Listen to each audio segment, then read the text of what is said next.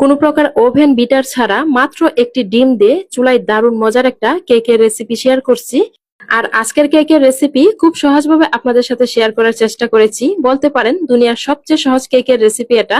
ইনশাল্লাহ আমার আজকের এই কেকের রেসিপি দেখে আপনারা যে কেউ খুব সহজে বাড়িতেই মজাদার এই কেকটি বানিয়ে নিতে পারবেন।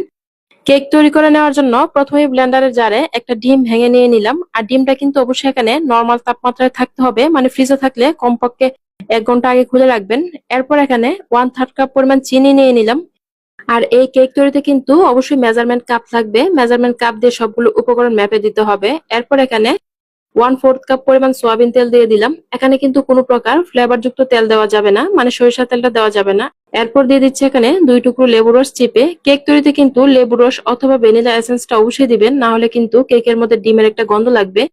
আর এমনিতেও কেকের মধ্যে লেবু রসটা দিলে কিন্তু কেকটা অনেক ফুলে। তো আমি 2 টুকরো লেবু রস খুব ভালো করে চিপে দিয়ে দিয়েছি। এরপর এখানে 2 টেবিল চামচ পরিমাণ দুধ দিয়ে দিলাম।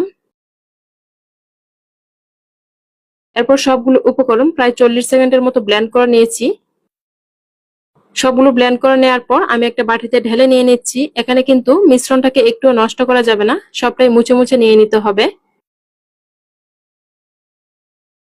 এরপর বাটিটার উপরে একটা চালনি বসিয়ে দিলাম। চালনিটাতে 1/2 কাপ পরিমাণ ময়দা দিয়ে দিলাম। আমি এখানে ময়দা দিয়েছি, আপনারা চাইলে আটাও দিতে পারেন।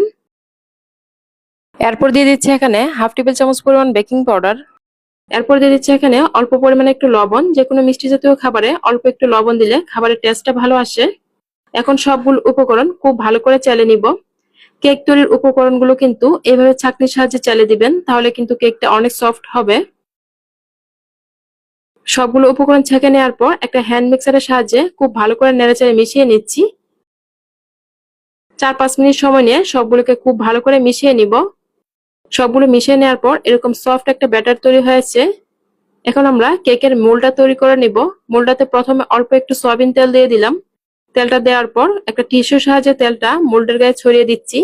এইভাবে তেলটা যদি মোল্ডের গায়ে একটু ছড়িয়ে দেওয়া হয় তাহলে কিন্তু মোল্ডের গায়ে কেকটা লেগে যাবে না। এরপর আমরা একটা সাদা কাগজ গোল করে কেটে মোল্ডটাতে দিয়ে দিলাম। কাগজটার উপরেও অল্প পরিমাণে একটু তেল দিয়ে দিচ্ছি। এরপর আবারও টিস্যুটা দিয়ে তেলটা ছড়িয়ে দিচ্ছি, যাতে কেকটা কাগজটাতে না লাগে। এখন কেকের ব্যাটারটা উপর থেকে ঢেলে দিয়ে দিব। সবটা ব্যাটার মুছে মুছে দিয়ে দিলাম। এরপর আমরা এটাকে একটু ট্যাপ করে নিচ্ছি, যাতে এখানে কোনো প্রকার এয়ার বাবলস না থাকে। এদিকে চুলায় একটা পাতিল বসিয়ে আমি আগে ফ্রি হিট করে নিয়েছিলাম। পাতিলটার উপরে একটা স্ট্যান্ড বসিয়ে দিলাম। স্ট্যান্ডটার উপরে কেকের মোল্ডটা বসিয়ে দিলাম। এরপর একটা সিলভারের ঢাকনা দিয়ে ঢেকে দিলাম। আর এই কেক তৈরিতে কিন্তু অবশ্যই সিলভারের ঢাকনাটা ব্যবহার করবেন, এখানে কাঁচের ঢাকনাটা ব্যবহার করা যাবে না। কাঁচের ঢাকনাটা দিলে কিন্তু কেকের উপরের কালারটা আসবে না। তো চুলার আঁচটা দেখিয়ে নিচ্ছি আপনাদেরকে। চুলার আঁচটা মিডিয়াম আঁচ থেকে আর একটু কম আঁচে রাখবেন, তাহলে কিন্তু কেকটা খুব সুন্দর তৈরি করা হয়ে যাবে। আমি যেহেতু একটা ডিম দিয়ে কেকটা তৈরি করেছি, এই জন্য কিন্তু চুলায় খুব বেশি সময় রাখবো না। আমি প্রায় 35 মিনিট চুলায় রেখেছি। ফিরে আসলাম 35 মিনিট পর, ঢাকনাটা তুলে নিলাম। তো দেখুন কেকের উপরে কিন্তু মাশাআল্লাহ অনেক সুন্দর একটা কালার চলে এসেছে। তো কেকটাকে আমি একটা টুথপিকের সাহায্যে চেক করে নিয়েছি। কেকটা কিন্তু একটুও লাগেনি, তার মানে আমাদের কেকের ভিতরটাও খুব সুন্দর হয়েছে। আমি আপনাদেরকে হাঁড়ির অবস্থাটাও দেখিয়ে নিচ্ছি। অনেকেই কমেন্ট করে যে পাতিল পুড়ে যাবে কিনা, তো তাদের জন্য দেখিয়ে নিচ্ছি। পাতিল কিন্তু দেখুন একটুও পুড়ে যায়নি।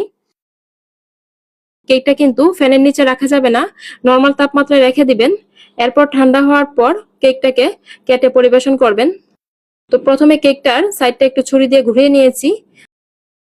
কেকটাকে আমি মোল্ডটা থেকে বের করে নিলাম। প্রথমে কাগজটা উঠিয়ে নিয়েছি। তো দেখুন কেকটা মাশাআল্লাহ কতটা সুন্দর হয়েছে আর কতটা সফট হয়েছে। এই রেসিপি ফলো করে আপনারা যে কেউ কিন্তু খুব সহজেই কেকটা তৈরি করে নিতে পারেন। কেকটাকে আমি কেটেও শেয়ার করছি। একটা ডিম দিয়ে যে কেকটা তৈরি করেছি বোঝাই যাচ্ছে না, কেক কিন্তু পরিমাণে অনেকটাই হয়েছে। কেকটা কেটে নেওয়ার পর কেকের ভিতরটা দেখুন কতটা সুন্দর হয়েছে। ভিতরটা কিন্তু একটুও কাঁচা নেই, একদম পুরোপুরি পারফেক্ট হয়েছে। আর এই কেকগুলো কিন্তু বাচ্চারা খেতে অনেক বেশি পছন্দ করে। বেকারির কেক থেকেও এই কেকগুলো অনেক বেশি মজার হয়, একবার হলো তৈরি করে খেয়ে দেখবেন। আমার আজকের কেকের রেসিপি কেমন হয়েছে অবশ্যই আপনারা কমেন্ট করে জানাবেন। আর এরকম সহজে মজার মজার রেসিপি পেতে চ্যানেল সাবস্ক্রাইব করার অনুরোধ রইল। যারা ফেসবুক থেকে দেখছেন প্লিজ পেজটাতে একটা লাইক ও ফলো দিয়ে দিবেন। ভিডিওটি এখানেই শেষ করব। সবাই ভালো থাকবেন। আল্লাহ হাফেজ।